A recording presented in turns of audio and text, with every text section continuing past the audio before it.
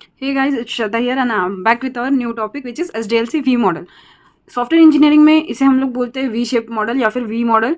क्यों? क्योंकि ये जो है इस टाइप से वर्क करता है। पहले जो हमारे सारे फेजेस होते हैं like requirement analysis, system design, architecture design और मॉड्यूल डिज़ाइन, ये पहले एक शेप बनाते हैं, लाइक वर्क करते हैं। देन उसके बाद में कोडिंग के बाद से जो नेक्स्ट हमारे फेजेस होते हैं जैसे टेस्टिंग के सारे फेजेस, वो इस साइड में अपर साइड में हमारे प्रोग्रेस करते हैं। तो ये इस टाइप का वी शेप बनता है, इसलिए हम लोग इसको वी शेप मॉडल बोलते हैं। ठीक है, और ये एक पैरेलली भी वर्क करता है। जैसे कि अगर रिक्वायरमेंट एनालिसिस हो रही है तो जैसे रिक्वायरमेंट हम लोग गैदर कर लेते हैं तो हम लोग चेक करते हैं एक्सेप्टेंस टेस्टिंग। एक्सेप्टेंस टेस्टिंग क्या होता है कि वो पर्टिकुलर रिक्वायरमेंट जो है वो एक्सेप्ट हो रही है नहीं हो रही है। एक्सेप्टेंस टेस्टिंग सिर्फ पूरा का पूरा कोड बनने के बाद में, ऐसे नहीं होता है कि पूरा का पूरा कोड बन गया है देन उसके बाद में हम लोगों ने उसको इंटीग्रेट कर लिया है सारे मॉड्यूल्स को, देन उसके बाद में रिक्वायरमेंट हमारी जो है वैलिडेट हो रही है नहीं हो रही है, देन एक्सेप्टेंस टेस्टिंग परफॉर्म होता है। ये भी एक बात होती है, लेकिन यहाँ पे हम लोग क्या कर रहे हैं, रिक्वायरमेंट एनालिसिस हो गया, देन एक्सेप्टेंस चेक कर रहे हैं कि वो सारी रिक्वायरमेंट्स जो है वो हम लोगों ने प्रॉपरली गैदर कर ली है या नहीं की है। ठीक है, पहली बात। नेक्स्ट क्या होता है, वेरिफिकेशन। ये जो होता है वी, ठीक है, वी को इंडिकेट करते हैं वेरिफिकेशन और वैलिडेशन। ठीक है, ये जो सारे स्टेप्स आते हैं जैसे requirement analysis, system design, architecture design, module design, ये सब आते हैं वेरिफिकेशन में। और कोडिंग के बाद में जो टेस्टिंग वाले फेज है, यूनिट इंटीग्रेशन, सिस्टम टेस्टिंग और एक्सेप्टेंस टेस्टिंग, ये आते हैं वैलिडेशन में। ठीक है, वैलिडेशन वाली फेजेस में। अब वेरिफिकेशन में ये चारों फेजेस किस तरीके से हम लोग रिप्रेजेंट करते हैं वो मैं आपको समझाती हूँ। फर्स्ट होता है रिक्वायरमेंट एनालिसिस। रिक्वायरमेंट को गैदर करना मीन्स क्लाइंट और जो सर्विस प्रोवाइडर होता है उनका जो रिलेशन है, ठीक है, वो जो भी रिक्वायरमेंट बता रहे हैं किसी भी पर्टिकुलर सॉफ्टवेयर को बनाने के लिए, वो सारी रिक्वायरमेंट एक जगह गैदर करना, उसे समझना, देन एसआरएस डॉक्यूमेंट बनाना, ये सारी चीज़ें होती है रिक्वायरमेंट एनालिसिस में। ओके, देन होता है सिस्टम डिज़ाइन।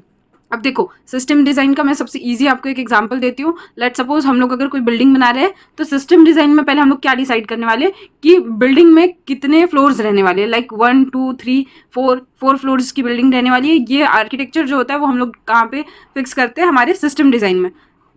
देन नेक्स्ट क्या होता है हमारा, आर्किटेक्चर डिज़ाइन। ठीक है, अब यहाँ पे हम लोगों ने कितने फ्लोर है वो तो हम लोगों ने फिक्स कर लिए।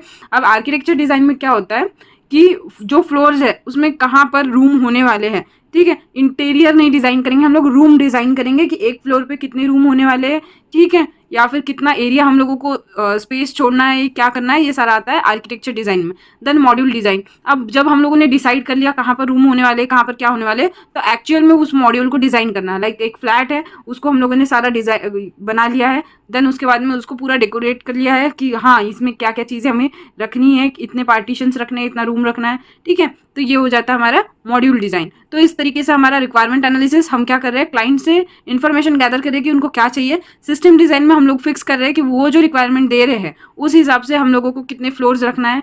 देन अगेन आर्किटेक्चर डिज़ाइन में हम लोग देखेंगे किस फ्लोर पे कितनी रूम्स बनाने हैं हम लोगों को। नेक्स्ट मॉड्यूल डिज़ाइन में डिसाइड होने के बाद में उसे हम लोग डिज़ाइन करेंगे, लाइक फर्स्ट फ्लोर पे 4 रूम रहेंगे, सेकंड फ्लोर पे 6 रहेंगे, इस टाइप से हम लोग उसको डिज़ाइन कर रहे हैं। ये हो जाती है हमारी वेरिफिकेशन की फेज। देन हम लोग क्या करते हैं, कोड करते हैं। ओवरऑल जब स्ट्रक्चर डिजाइन हो जाता है, ठीक है, ये सारी चीजें एक्चुअल डिजाइन नहीं है, ये हम लोग क्या करें, स्ट्रक्चर डिजाइन कर रहे हैं। देन इस हिसाब से हम लोग क्या करते हैं, कोड करते हैं। ठीक है, वो पर्टिकुलर चीजें मॉड्यूल्स को डिजाइन करते हैं। और साथ ही में क्या होता है, लेट सपोज अगर डिजाइन हो गया तो हम लोग पहले यूनिट टेस्टिंग करते हैं। जैसे हम लोगों ने 4 फ्लोर का आर्किटेक्चर बनाया हुआ है तो हम लोग पहले यूनिट टेस्टिंग करेंगे कि वो चारों फ्लोर के जो आर्किटेक्चर है वो प्रॉपर है या नहीं है। ठीक है, लाइक स्लैब्स होते हैं, पिलर्स होते हैं, वो किस तरीके से बनाए हुए हैं, वो वर्क करने वाले हैं नहीं करने वाले। आफ्टर जैसे हम लोग फ्लोर्स जो है, ओके सॉरी, जो फ्लोर्स है वो हम लोग 4 रखने वाले हैं, तो जो पिलर्स है वो कैसे रहने चाहिए, कहाँ रहने चाहिए, जिस वजह से हमारा जो आर्किटेक्चर है वो बेस्ट रहे। तो ये सारा कुछ हम लोग देखेंगे, टेस्ट करेंगे यूनिट टेस्टिंग में। ये सिर्फ एग्जाम्पल दे रही हूँ, सिमिलरली आप सॉफ्टवेयर के लिए इसको अपने दिमाग में रेडी करो कि सॉफ्टवेयर के लिए भी हम लोग इसी टाइप से उसको करते हैं। Okay, then integration testing. जो डिफरेंट डिफरेंट मॉड्यूल्स हम लोगों ने बोले हैं, लाइक फर्स्ट फ्लोर जो है वहाँ पे पार्किंग की, मतलब ग्राउंड फ्लोर जिसे हम बोलते हैं, ग्राउंड फ्लोर पे पार्किंग की स्पेस चाहिए, बट वहाँ पे हम लोग 4 जो है रूम निकाल सकते हैं। ठीक है, फ्लैट्स निकाल सकते हैं। तो पार्किंग की जगह के साथ में ग्राउंड फ्लोर पे 4 फ्लैट्स रहेंगे।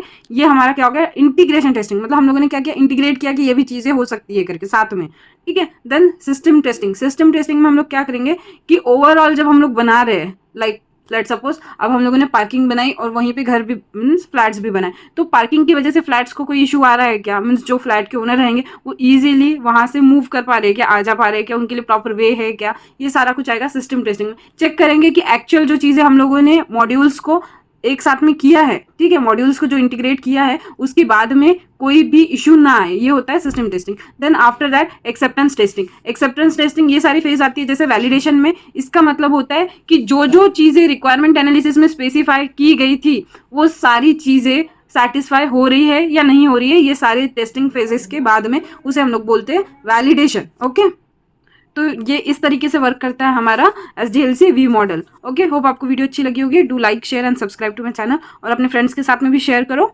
Thank you so much.